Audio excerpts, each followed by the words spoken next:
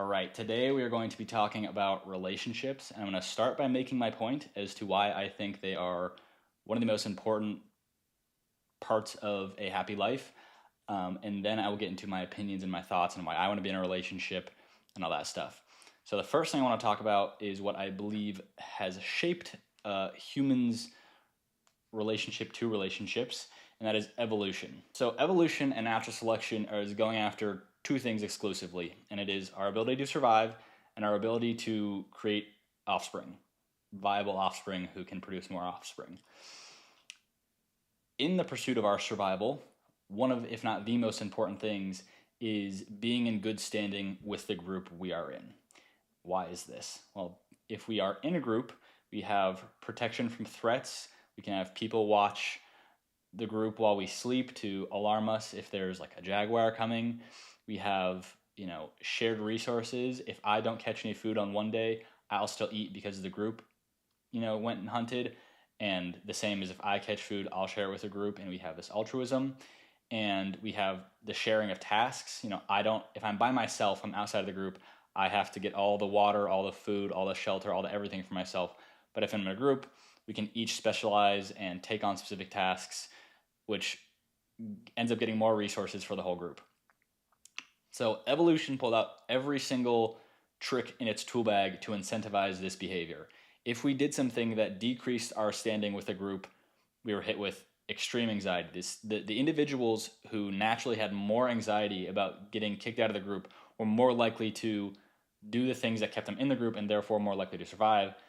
And that's why modern humans are so afraid of social rejection and so heavily incentivized to get the approval of people around you, because it doesn't make sense anymore, but way back then, that was life or death. Now, on the other half of that, procreation, relationships are, I don't really have to spell it out for you. If you can't find someone to procreate with and be in a cooperative relationship with that person to raise your offspring, you're not going to procreate very much, and your offspring aren't going to do so hot. So I think that is what has shaped why we think about relationships the way we do so much. Evolution also does a really good job of explaining why we are so self-critical and harsh on ourselves about the things that we identify as our biggest flaws or biggest insecurities. And that's because rejection is the most salient thing there is. Because again, if we get rejected from the group, we die.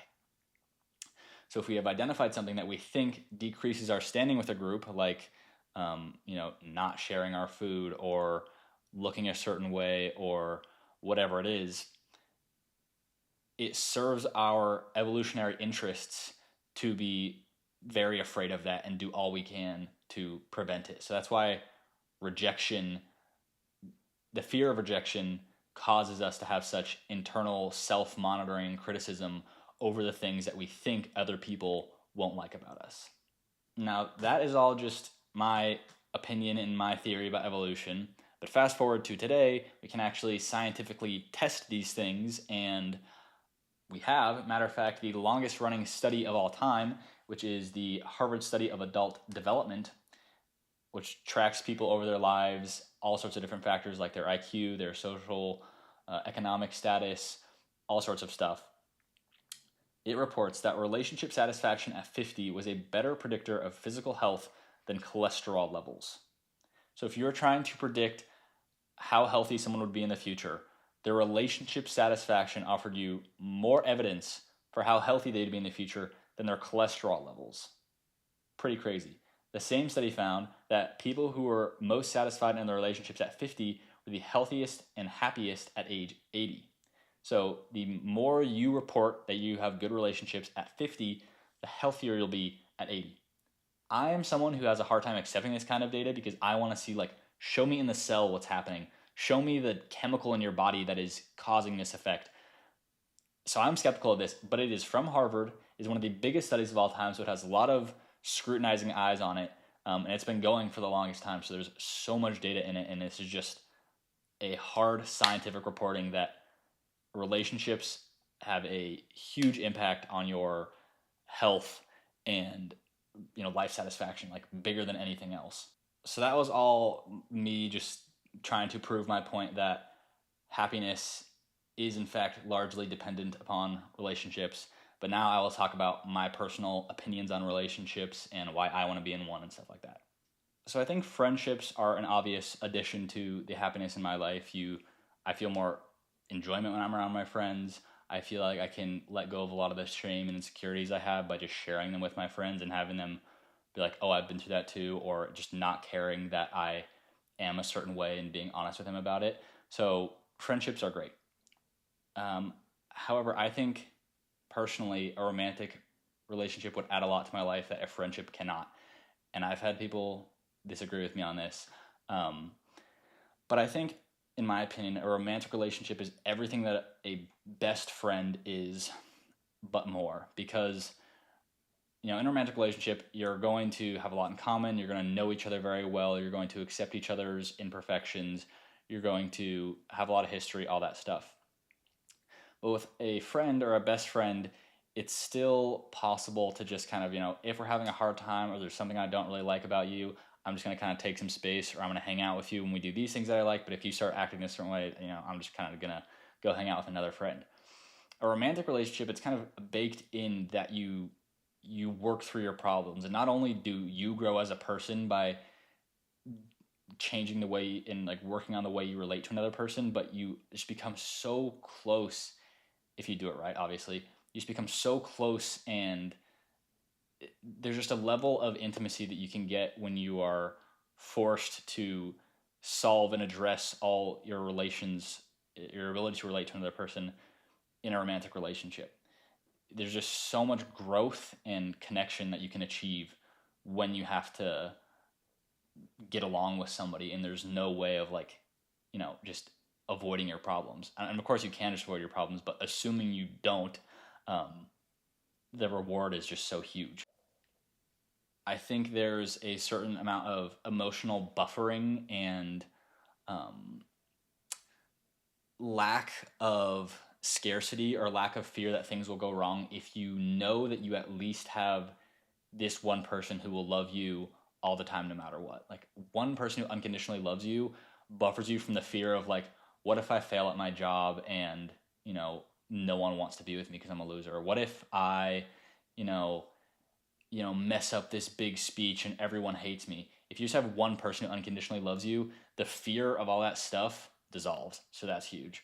And another one, and this might be the biggest, is just a sense of purpose. And I know that being in a relationship would give me a huge sense of purpose and motivation, because even before I've gotten into a relationship, I currently have a big drive to become the best version of myself. And part of that is because I know someday someone will be my wife, and I already know that I'm going to love that person and care about them so much that I want to make their life the best it can possibly be. And part of that is giving them the greatest possible partner they can have.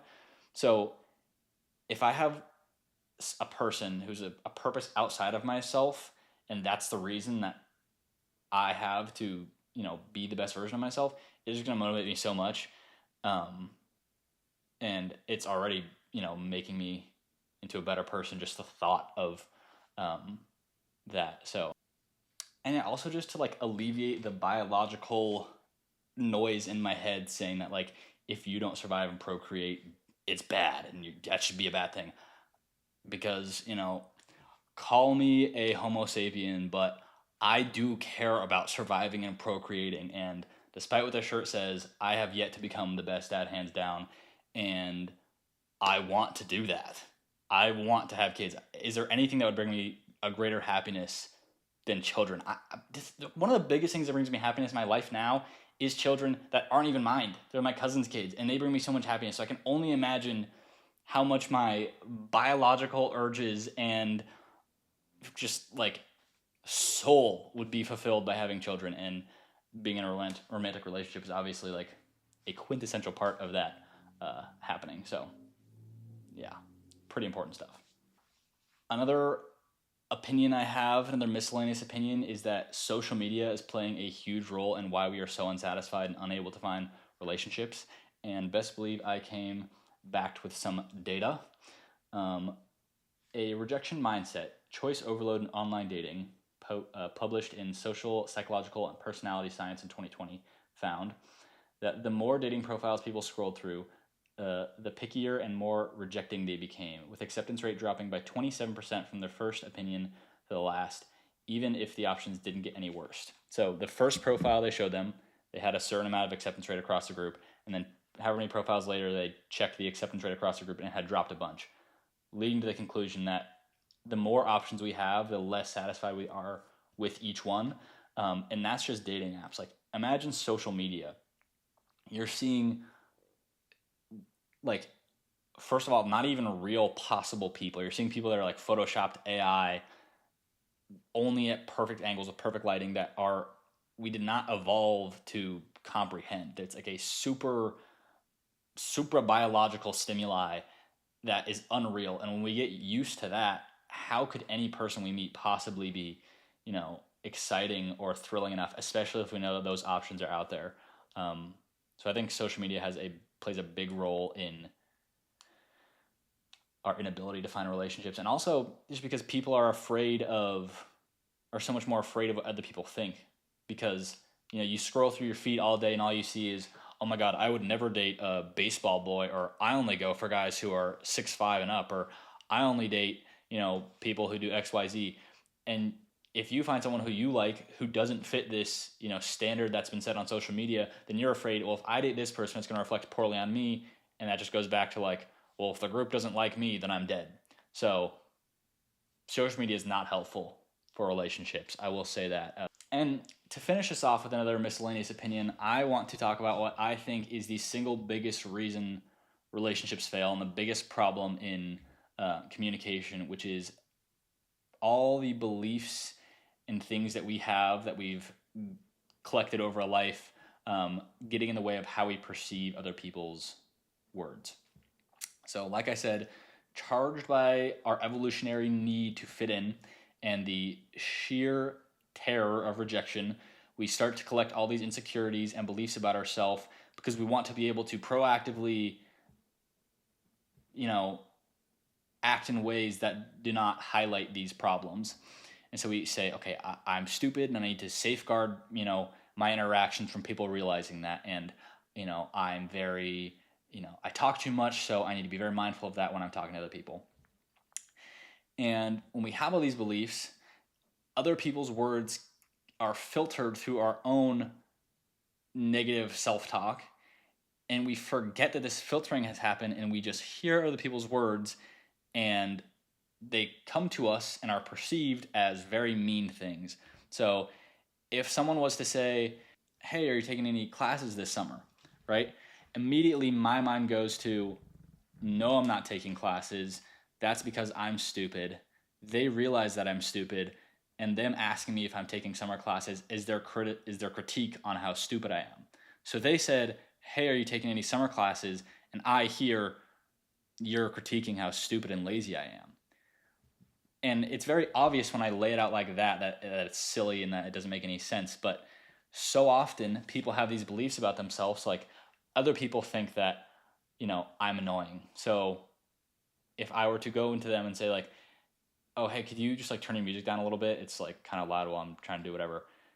They don't hear, hey, can you turn your music down? They hear, hey, I'm so annoyed with you and you always do this shit, and I'm finally at my boiling point where I'm coming to confront you about how annoying you are.